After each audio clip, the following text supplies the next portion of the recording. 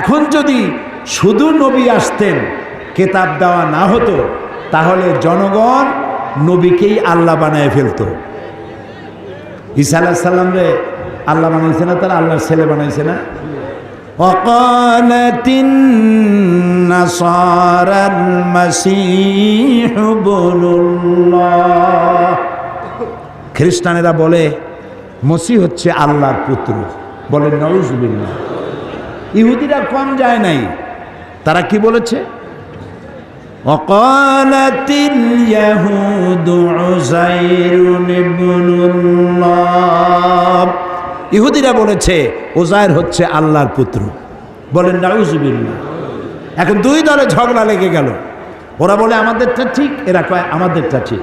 শেষ পর্যন্ত তারা একটা মীমাংসা করলো যে আমাদের সবার কথা ঠিক, উযাইরও আল্লাহর পুত্র, ঈসাও আল্লাহর পুত্র, আর আমরা হলাম আল্লাহর নাতি।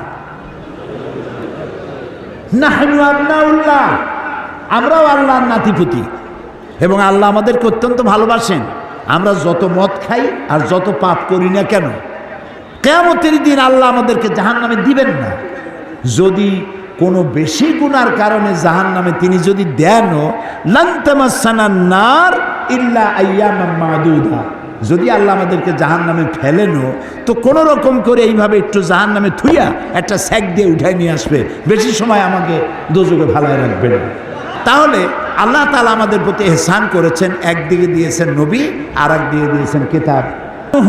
ওয়া ফিসালুহু সালাসুনা শাহরা, হামলুহু ওয়া ফিসালুহু, গর্ভধারণ আর দুগ্ধপান সব মিলে 30 মাস। কে বলতেছেন? আল্লাহ। সব মিলে কয় মাস? 30 মাস। দুধ খাওয়াবে কয় মাস? হাওলাইনে কামেলাইন, 2 বছর। 2 বছরে কয় মাস হয়? হ্যাঁ, কোন না তাড়াতাড়ি, ও অঙ্কে ফেল করেন না।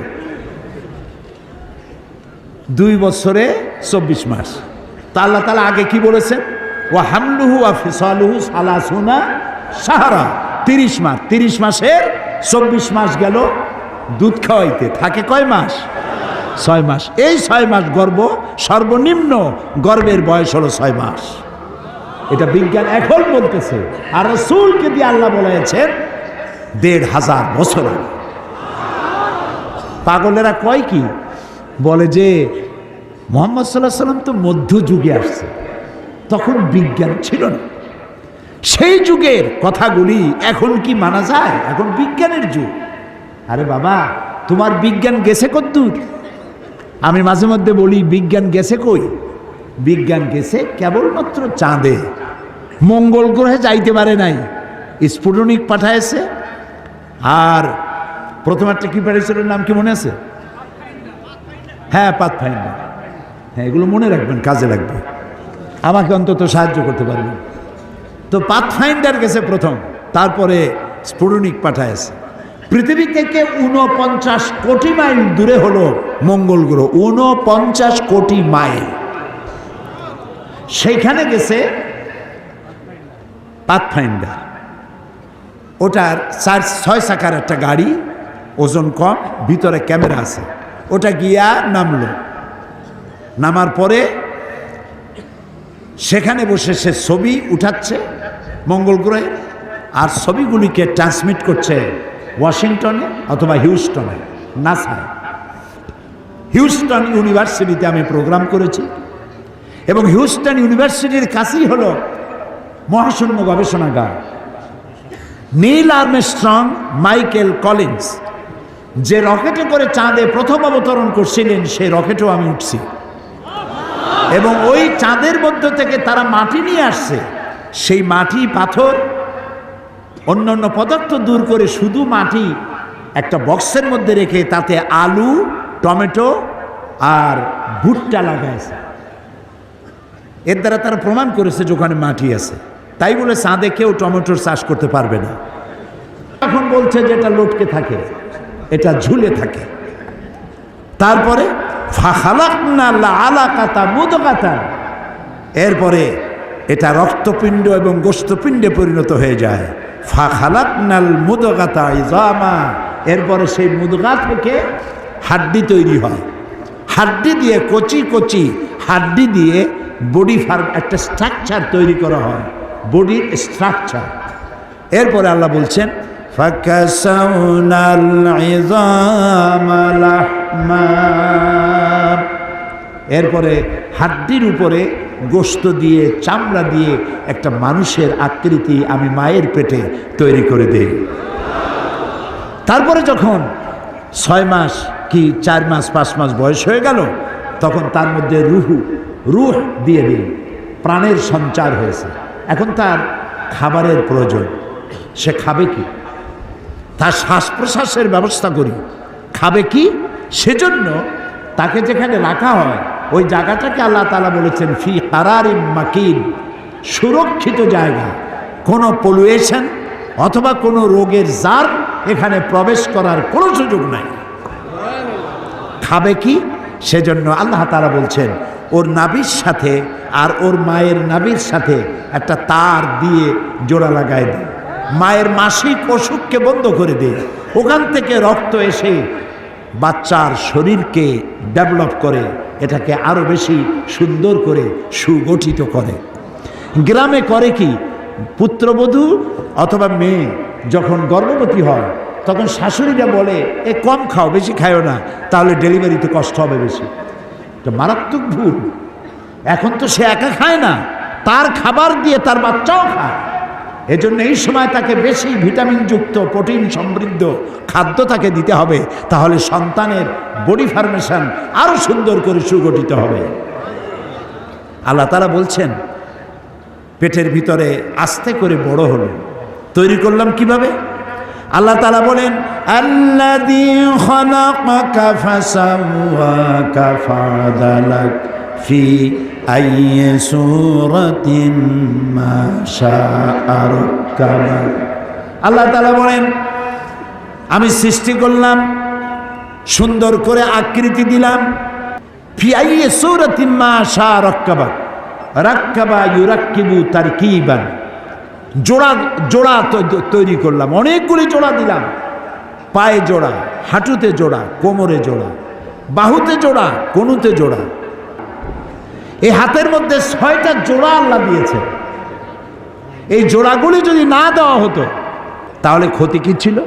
ক্ষতি এই ছিল আঙ্গুলে কোনো জোড়া নাই, এটা হাত হতো না, কাটা চামচ হইতো। কোনোই তো জোড়া নাই, এটা হাত হতো না, এটা একটা লাঠি হতো। ভাত খাবেন কি করে? ভাত মাখাবেন কি করে? মুখে দিবেন কি করে? 2 জন সামনাসামনি বসবেন, একজন আরেকজনের মুখে উঠাই দিবেন। নিজের খাবার হাত ক্লোজ হয় না বলে নিজের খাবার নিজের মুখে তুলে দিতে পারবেন না, ওটা মানুষ বসবাসের উপযোগী নয়। তো দেখেন ওখানে দেখা গেল নাসায় বসে তারা দেখলো যে পাথফাইন্ডার ওখানে চলতে গিয়ে কাইট হয়ে পড়ছে এবং ওখানে পানির সন্ধান তারা পেল। তো যেখানে পানি থাকে সেখানে প্রাণীও থাকে। হাজার হাজার বা কোটি বছর আগে হয়তো সেখানে কোনো প্রাণী থাকতেও পারে, যা আমরা জানি না। এখন পাথফাইন্ডার কাইট হয়ে পড়ছে আর চলতে পারতেছে না। এই পৃথিবীর মাটিতে বসে কম্পিউটার মনিটরিং করে কাইট হওয়া গাড়িটাকে সোজা করে দিয়েছে। এরপরে আল্লাহ কি বলছে? আপনারা তো বলেন বিজ্ঞান সব, আল্লাহ কি কয়? আল্লাহ তাআলা বলছেন ওমা উতীতুম মিনাল ইলমি ইল্লা কালিলা, আমি তোমাদেরকে খুব সামান্যতম জ্ঞান দান করেছি। তো আমি চিন্তা করি এই যদি হয় সামান্য জ্ঞান, তাহলে আল্লাহর জ্ঞান কত বড়! সুবহানাল্লাহ, সুবহানাল্লাহ। তো তোমরা যারা বলো যে বিজ্ঞান সব আর কোরআন হলো 1400 বছরের পুরানা, তাদেরকে বলতে চাই তোমার বিজ্ঞান কেবল গেছে চাঁদে। চাঁদ হলো পৃথিবীর মাটি থেকে 2,32,000 মাইল দূরে। এর দূর গেছো, যাইয়েই আমি সব বুঝে ফেলাইছি, দেখে ফেলাইছি। আরে সূর্য তো 9,30,00,000 মাইল দূরে, তার থেকে তারকাগুলি আরো দূরে, ওর থেকে আরো তারকা আরো দূরে, তার থেকে আরো বহু বহু দূরে আকাশ, তারপরে দ্বিতীয় আকাশ, তৃতীয় আকাশ, চতুর্থ আকাশ। তো তোমার বিজ্ঞান গেল কেবল 2,32,000 মাইল দূরে। তাহলে আকাশ দুনিয়া থেকে আকাশের দূরত্বের তুলনায় তোমার বিজ্ঞান কেবলমাত্র ঘরের থেকে বারান্দায় নামছে। বারান্দা বুঝেন তো, বারান্দায় নামছে। বারান্দায় নামিয়ে কও যে চলে গেছি, একজন নাকি বউর সাথে ঝগড়া করছে। তো বউ খুব দজ্জাল মার্কা আর স্বামীও ঘাড় বেঁকা, কেউ কারো থেকে কম না। ঝগড়া বাঁধলো, কোন রকম বউকে সে নরম করতে পারে না। শেষ পর্যন্ত স্বামী বলল, তোর মতো দজ্জাল মার্কা বউর সাথে আমি থাকবই না, একদম না, আমি এক্ষুনি বিদেশ চলে যাব। এই কথা বলে চিন্তা করলো যে বউ অন্তত আমারে ধরবে, মাপ চাইবে। তো দেখে যে বউ মাপ টাপ চায় না। তখন প্রেস্টিজ কনসার্ন হয়ে গেছে। এখন খাতা বালিশ কিছু গুছাই টুসাই ব্যাগ ট্যাগ ভরিয়া তারপরে দেরি করতেছে যে একটু কম্প্রোমাইজ করে নাকি। তো বউ সে কম্প্রোমাইজ করছে না, সেও জানে যে ও কদ্দূর যাইতে পারবে। ব্যাগ ট্যাগ গুছাইয়া এরপরে